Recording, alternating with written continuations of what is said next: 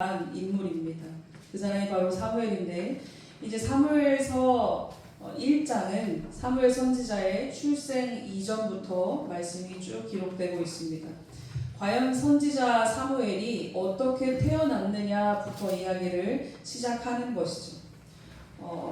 우리가 보통 어떤 위인을 얘기할 때 그 사람의 출생을 얘기하곤 해요. 물론 그 사람이 더 위대하게 보여지기 위해서, 그 사람을 부각시키기 위해서 그러기도 합니다만, 여기서 사무엘을 출생 이전부터 설명하는 이유에는 특별한 목적이 있습니다. 왜냐하면 사무엘이 얼마나 대단한 사람인지는 다 압니다. 우리도 알지만 이 당시 옛날 사람들도 사무엘이 참으로 엄청나고 대단한 사람이라는 것을 다 알죠. 그런데 왜 출생 이전부터 설명을 하냐면, 그 대단한 사람이 과연 태어날 때 어떻게 태어났느냐, 오늘 말씀 중에 그 비밀이 이제 나오게 됩니다. 집에 식구가 많은 것이 재산이고 곧 권력이었던 시절에 자식을 많이 낳는다는 것, 그리고 특별히 아들을 낳는다는 것은 사람이 누릴 수 있는 가장 큰 복으로 여겨졌습니다. 그럼 반대로 자식이 없다는 건 가장 큰 저주겠죠. 저주이고 비참함이자 슬픔일 것입니다. 근데 오늘 우리가 말씀 중에 본 여인 누굽니까? 사무엘의 어머니 한나라고 하는 이 여인은 무자하였대요. 무자가 뭡니까? 자식이 없었다는 겁니다. 자식이 적은 것도 아니고 딸을 있는데 아들은 없는 것도 아니고 무자하였다. 자식이 아예 없었다는 겁니다. 그러니 본인 스스로 얼마나 그것에 대해서 자책이 되고 또 굉장히 슬프고 했겠습니까? 사무엘의 아버지 이름은 엘가나이고 어머니 이름은 한나입니다. 근데 이 당시 사람들이 종종 그러했듯이 이 엘가나에게도 아내가 한 명 더 있었어요.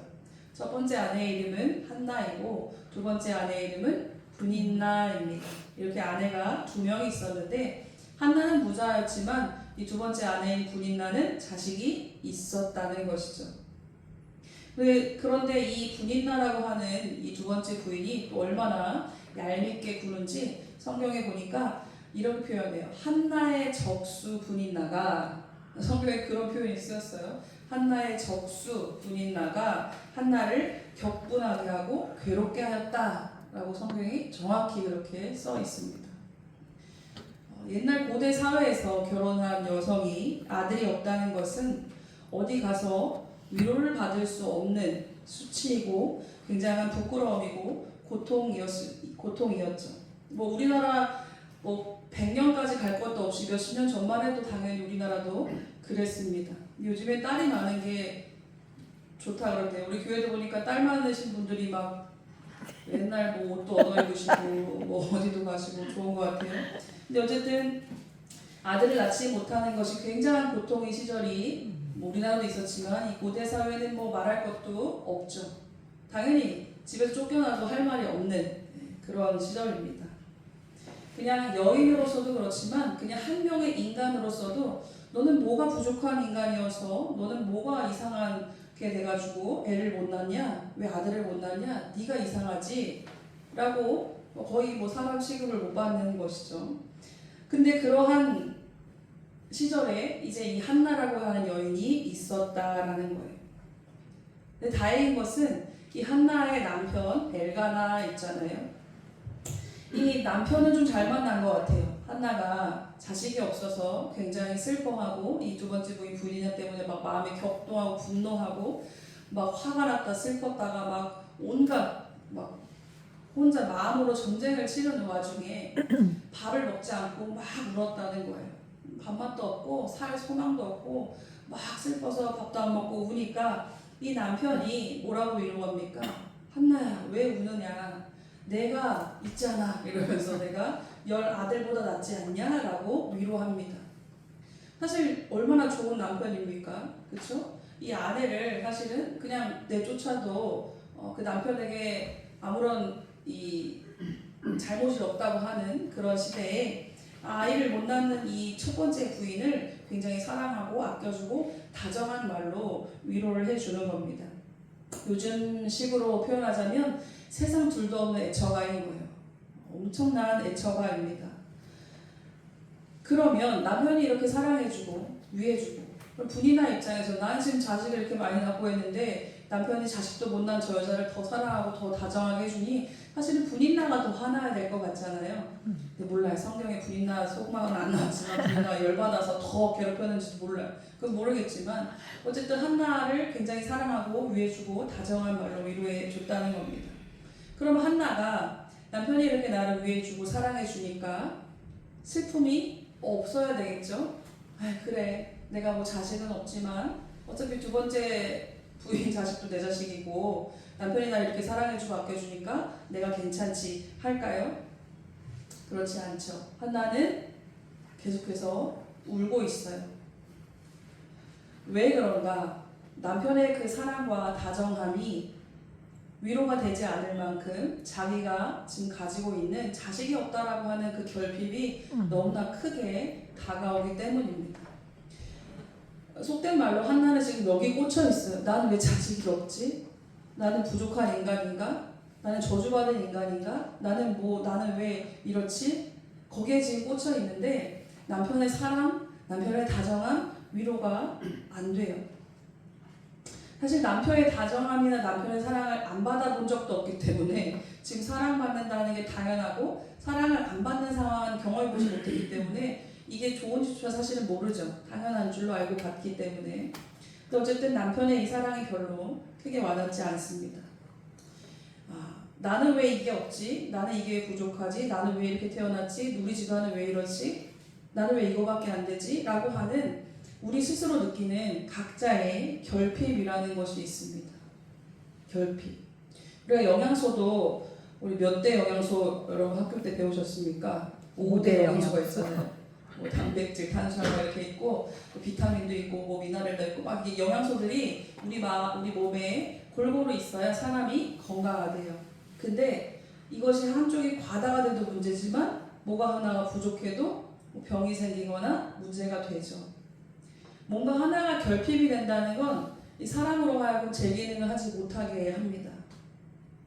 결핍은 사람을 어둠으로 이끌기에 아주 적절한 요소가 되는 것이죠. 자기 자신을 굉장히 비관하고 낙담하고 또 아니면 남을 비꼬고 아니면 남을 끄집어내려고 하는 삐뚤어진 태도가 되기도 합니다. 그래서 이 결핍은 우리의 마음을 병들게 하는 것이죠. 그러나 사실 생각해보면 누구나 다 결핍이 있습니다. 내가 있는 게 저 사람에게 없는 게 될 수도 있고 저 사람에게는 있는 게 난 없을 수도 있고 사실 다 그래요.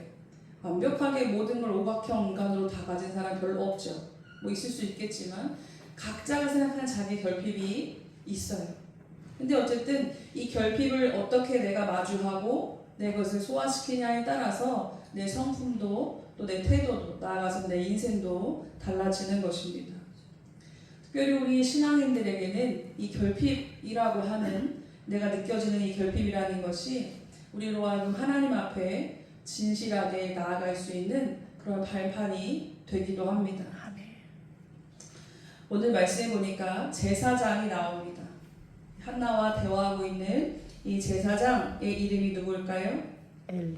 엘리라고 하는 제사장이죠. 근데 이 제사장이 한나가 막 이제 기도를 할 때 제사장은 앞에 말씀해 보니까 문설주에 돼서 잠을 자고 있었대요. 제사장이 잠을 자고 있다는 건 물론 뭐 잠 잘 수 있죠. 사람이 낮잠을 자든 저녁잠을 자든 잘 수 있으나 자는 게 뭐가 대단하고 뭐가 특별해서 성경에 기록되어 있겠습니까?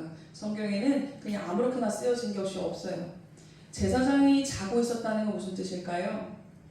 사실 이스라엘 백성 중에서 가장 깨어 있어야 되고 백성들을 말씀으로 은혜로 이끌어야 될 제사장이 자고 있다는 건 지금 이스라엘 전체가 잠자고 있다는 거예요. 깜깜하다는 것이죠. 아까 서두에 얘기했듯이 사무엘상의 시작은 곧 사사기의 마지막이잖아요. 우리가 사사기 말씀을 수요일에 나오신 분들은 들었지만 사사기를 보다 보면 깝깝하죠. 깝깝하고 때로는 또 우리가 찔리기도 하고 그렇습니다. 참으로 어둠의 때요. 신앙이 무너지고 도덕이 결핍된 그런 시대예요.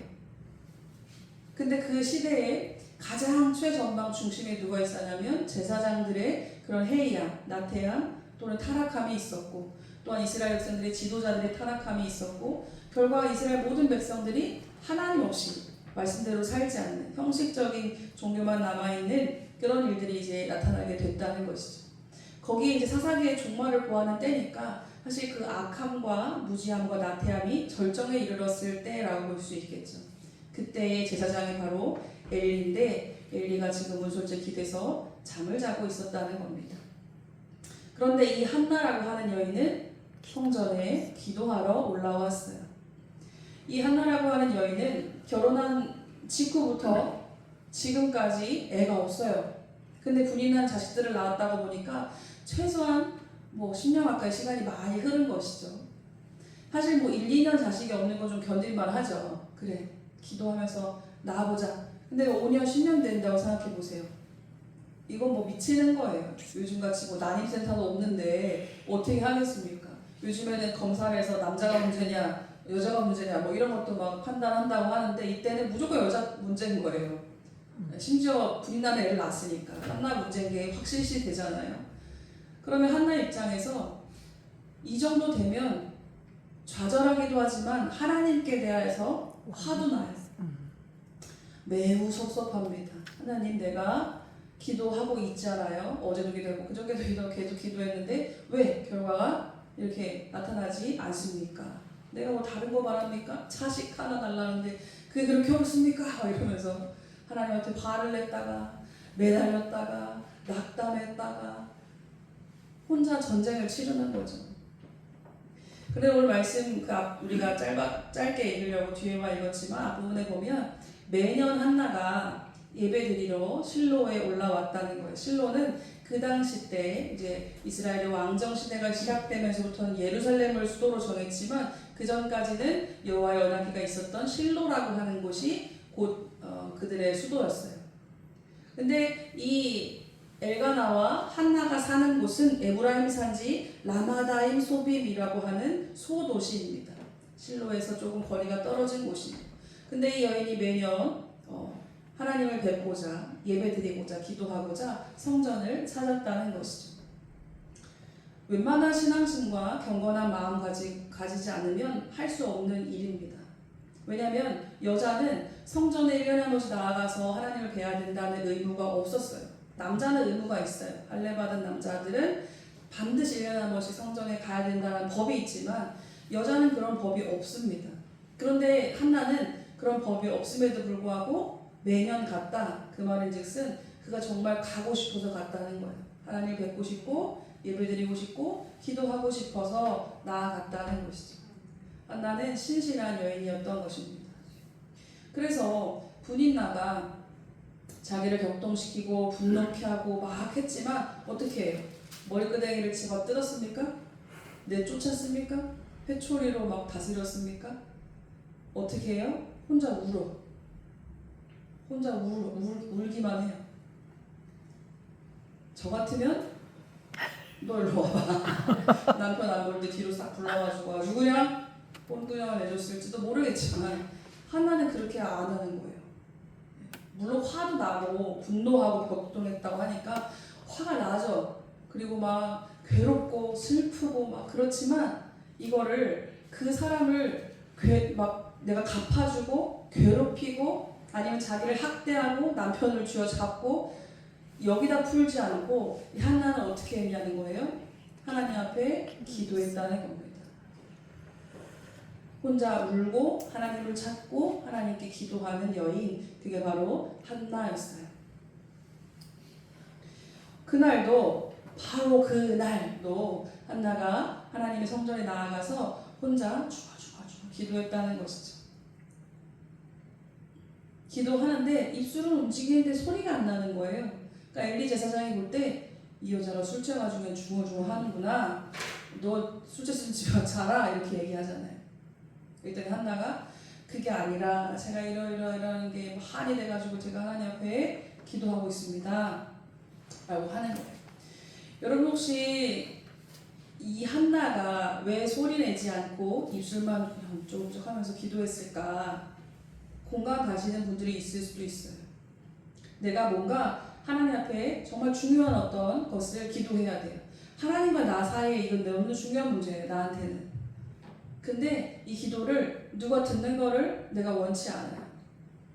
부끄러울 수도 있고 수치스러울 수도 있고 아니면 야, 좀 백날 기도해가지고 되냐? 저 사는 꼬라지가 여전히 저런데? 이런 소리가 막 들리는 것 같고 그러면 내가 믿음을 가지고 기도하려고 하는데 기도를 소리내서 못하는 거예요. 그래서 소리도 못 내고 하나님 앞에 그렇게 숨죽여서 기도를 했다는 것이죠.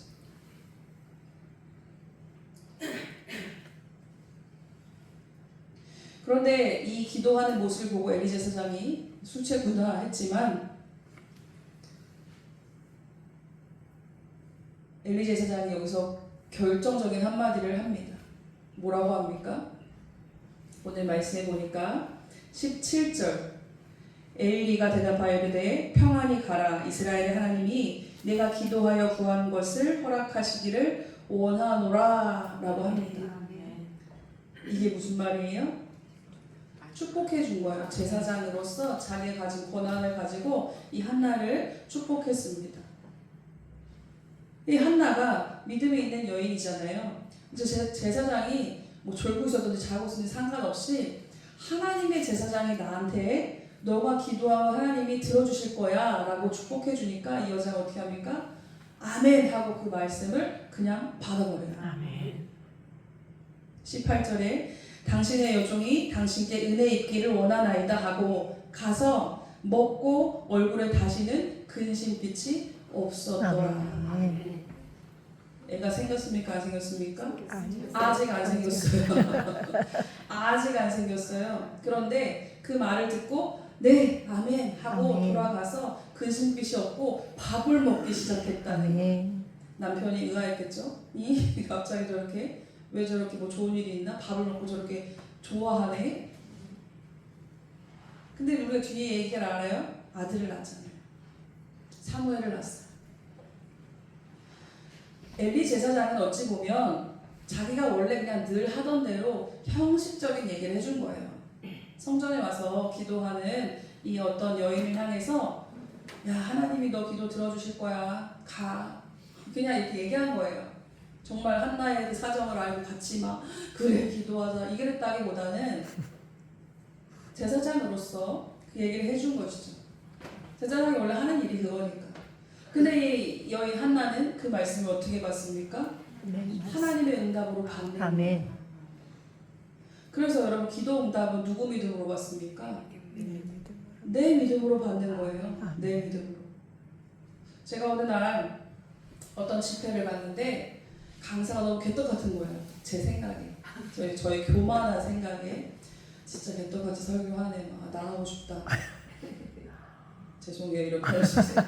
제가 그때 막 혈기왕성하고 막 속에 부글부글 했을 때 저런 말 한단 말이야 막 이러면서 비판했죠 속으로.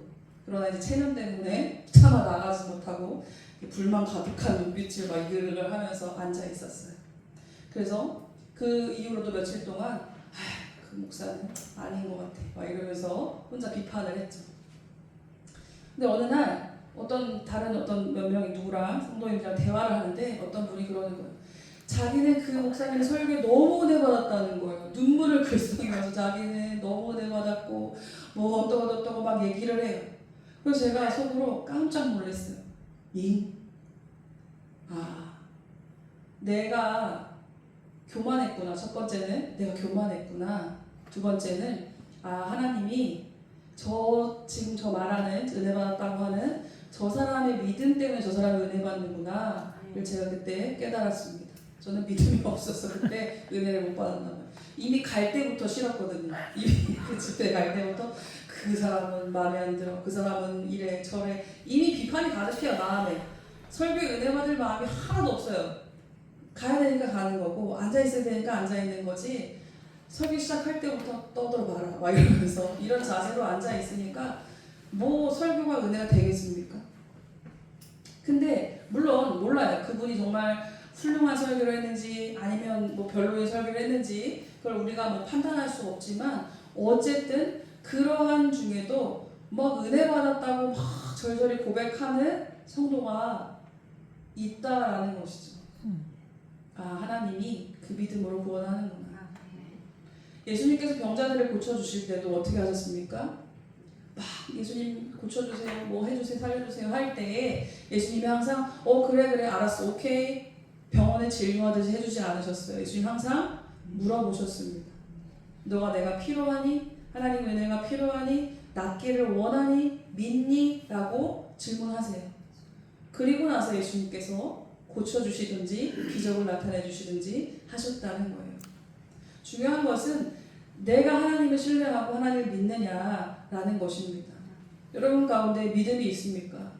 여러분 우리 결핍이 다 있지만 그것이 원망으로 나아가지 않고 내 인생을 악담으로 빠뜨리는 데 나아가지 않고 누구를 막 저주하고 삐뚤어지는 데 나아가지 않고 그것을 한으로 내가 남지 않고 그 결핍을 내가 은혜로 받고 기도함으로 나아가시겠습니까? 여러분 결핍이 없으면 사실 우리가 알죠? 우리가 결핍이 없으면 기도도 안 해요. 교회는 나오고 예배는 드리지만 하나님을 찾지 않습니다.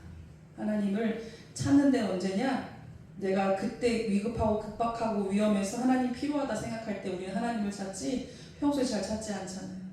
그래서 어떻게 보면 결핍이 여전히 나에게 있고 여전히 내가 그 때문에 아픈 것이 어찌 보면 하나님이 나에게 남겨주신 어떠한 하나님을 찾고자 하는 발판이 될 수도 있죠. 한나가 그러한 믿음으로 아멘 하고 돌아가서 이제 밥을 먹고 평안히 지내니까 한나에게 이제 애가 생겼잖아요. 사물이 생겼습니다. 하나님께서 그러한 한나의 믿음을 보시고 태의 문을 열어주셨습니다. 재밌는 구절은 좀 AI가 요즘에 너무 대답을 하고 있어요. 너무 재밌는 구절은 앞에 1장 6절에 보면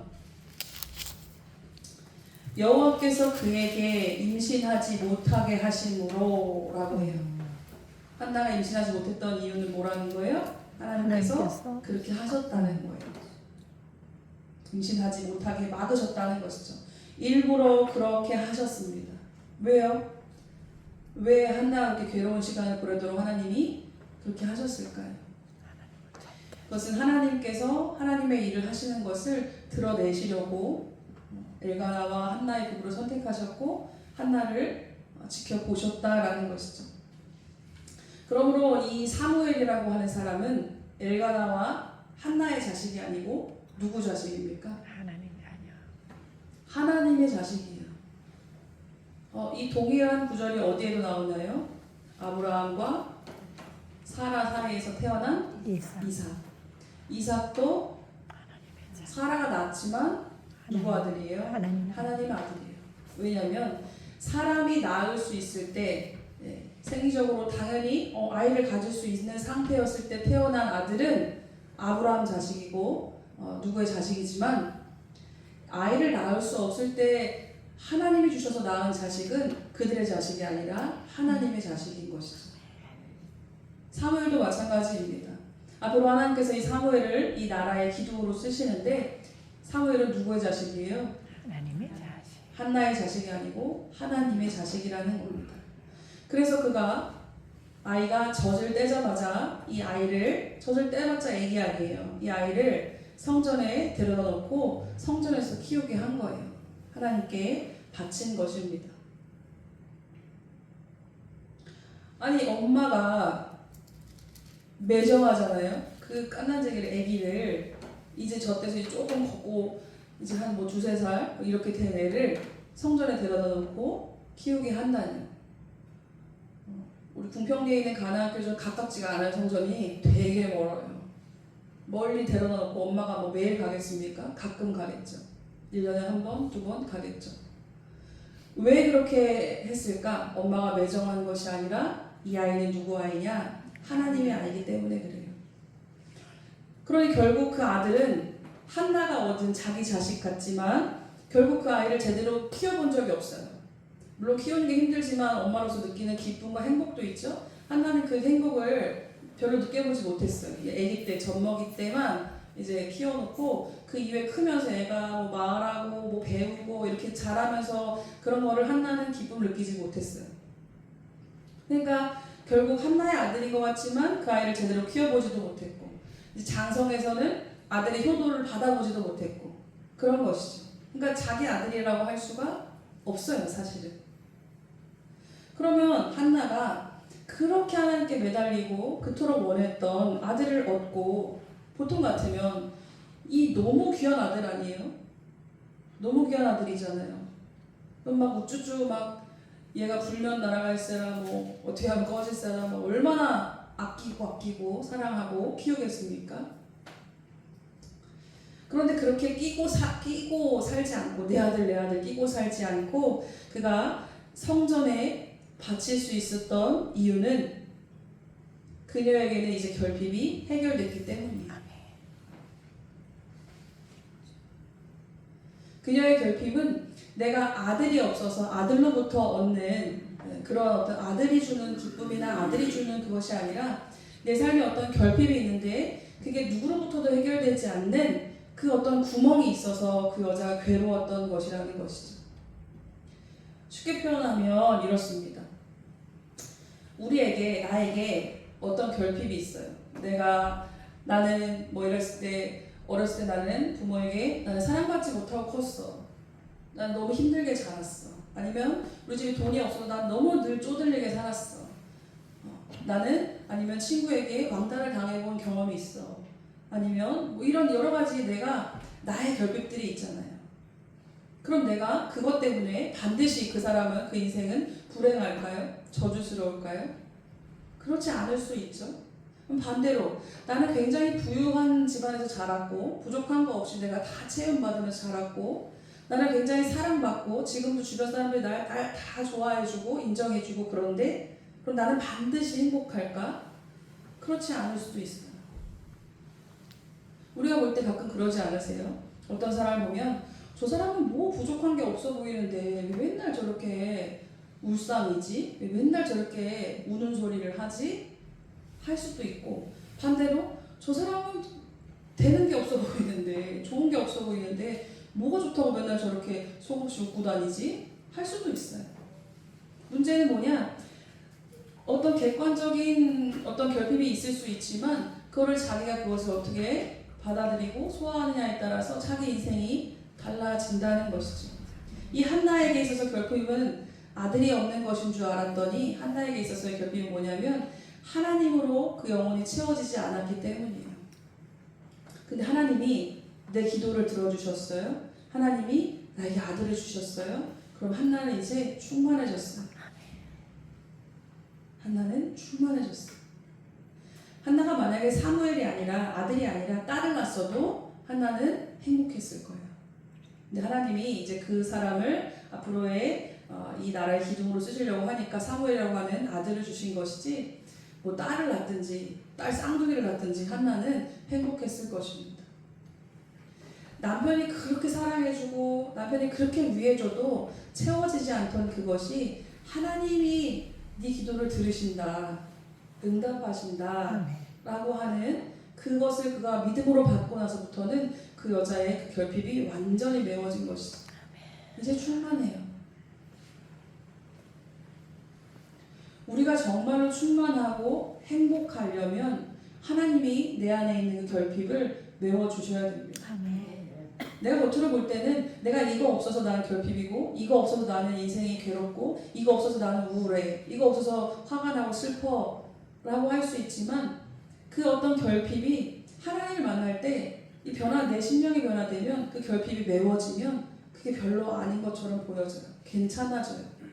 그래, 나는 이런 환경에 살고 있고, 나는 여전히 이렇고 저렇고 저렇지만, 근데 이상하게 내가 하나님 믿고 하나님의 사랑이 내 안에 오니까 괜찮네가 되어집니다. 괜찮아지죠. 옛날에 육남매라는 드라마가 있었어요. 기억하세요? 떡 싸세요 그거 아세요? 그 누구죠? 그 엄마? 네, 장미희 씨가 엄마인데 그렇게 아름다운 여인이 되게 안 어울리게 가마를 시루를 위에 이고 다니면서 떡 장사를 하는 거죠. 육남매 애들을 먹여 살리려다 보니까 혼자 열심히 막 일을 하는 거예요. 근데 그 애들을 보면 뭐 큰애는 공부도 잘하고 뭐 둘째는 어떻고 뭐 쭉 나오잖아요. 근데 거기 보면 막둥이 라인들이 되게 귀여웠어요. 네, 넷째, 다섯째, 여섯째 애들이 막 토실토실하고 막 이런데 막 이런 몽실이 언니 머리에 막 코 찔찔 흘리고 남자애는 막 배 살쪄가지고 배 다 나오고 막 딱 시골 애들 같이 이렇게 촌애들 같이 나오는데 보면 되게 가난하거든요 그 집이. 그죠? 되게 가난하잖아요. 엄마가 그날 떡 안 팔아오면 애들 먹을 것도 없는. 그래서 그 막 저도 어렸을 때 보면서 저는 어쨌든 그런 세대가 아니니까 막 밥을 먹는데 그 상에 무슨 이제 뭐죠? 시래기국 같이 막 얼건한 국 같은 걸 이제 먹잖아요. 죽 같은 거를 먹는데 엄마는 배부르다 막 이러면서 애들 막 주고 이러는데 그 장면에서 인상 깊은 거는 애들이 어때요? 엄마가 먹던 줄 알았지. 너무 맛있어. 그게 뭐가 맛있겠어요. 근데 안 먹으니까 그것도 맛있겠지만 엄청 먹으면서 막 너무 행복해. 그 장면이. 그 애들이 되게 가난하고 내일의 소망이 없어요. 엄마 혼자 심각해요. 근데 내일의 소망이 없지만 엄마 혼자 심각한데 애들은 너무너무 해피한 거예요. 행복하고. 막 그 정말 밥 같지도 않은 밥을 먹고 그냥 방 한 칸에 그렇게 살고 가난하지만 너무 행복해요. 왜 그럴까요? 그건 드라마지만 그 아이들에게는 결핍이 없어서 그래요. 밥은 없고 좋은 옷도 없고 공부도 제대로 못하고 그거는 우리가 볼 때 결핍이잖아요. 그렇지만 이 아이들에게는 세상의 우산이 되어주는 엄마가 있기 때문에 그거를 결핍으로 느끼지 않는 거죠. 근데 우산 밖에 나가면 이제 결핍이 느껴지겠지만 우산 아래에 있을 때는 그것이 결핍으로 느껴지지 않는 거예요. 우리가 하나님 나는 왜 이게 없고 저게 없고 난 슬프고 외롭고 힘들고 고난하고 그렇습니다. 화가 납니다. 원망스럽습니다. 하나님이 내 아버지로서 내가 확실하게 내 안에 오시고 내가 그 하나님 믿어지면 이 결핍이 메워집니다. 그 전까지는 어떤 것으로도 이 결핍을 메울 수가 없어요. 나의 상처나 이런 기억들은 없어지지 않아요. 사람의 기억은 안 없어져요. 상처받은 거, 아픈 거, 괴로웠던 거, 이 기억이 없어지지 않습니다. 기억은 여전해요. 그러나 그것이 더 이상 나를 지배하지 못하도록 할 수는 있다는 것이죠. 하나님 안에서 어떠한 것도 해결되지 않을 문제는 없다라는 것을 우리가 믿을 수 있기를 소원합니다. 그래서 하나님 안에서 내가 혹시 회복되어져야 될 것들이 있다면 회복함을 받고 치유되어져야 될 것들이 있다면 치유함을 받고 메워질 구멍들이 많으면 많을수록 하나님 앞에 더 나아와서 충만히 주시고 부족함이 없이 주시는 그 하나님의 놀라운 사랑과 은혜를 받으실 수 있기를 축복합니다. 아멘. 우리가 사람한테 뭘 구할 때는 염치가 있으니까 요만큼만 구해야지 하지만 하나님께는 그런 거 없어요. 하나님은 후히 주시고 꾸짖지 아니하시라고 하셨습니다. 아멘. 하나님 복을 주실 때 차고 흔들어 넘치도록 주신다고 아멘. 하셨습니다. 그 넓으신 하나님 앞에 우리가 나아갈 수 있기를 소원합니다. 아멘. 하나님이 여러분 가운데 계심으로 충만하시기를 소원합니다. 아멘. 우리 기도하겠습니다. 하나님, 우리의 인생에 때로는 비가 오고 바람이 불고 매우 추울 때도 있고 힘들 때도 많습니다. 그러나 우리가 하나님을 의지하고 주님 바라보는 믿음 안에서 그러한 모든 것들을 능히 이기고도 남을 수 있도록 주님이 도와주시옵소서. 아멘. 충만하신 풍성하신 그 하나님의 사랑에 힘입어 우리가 바로 설 수 있기를 원합니다. 우리 아픔과 상처와 모든 기억들 가운데에서 자유하게 하시고 날마다 하나님의 은혜 안에서 뛰노는 저희들이 될 수 있도록 도와주시옵소서. 아멘. 감사합니다. 우리 구주 예수님의 이름으로 기도드립니다. 아멘.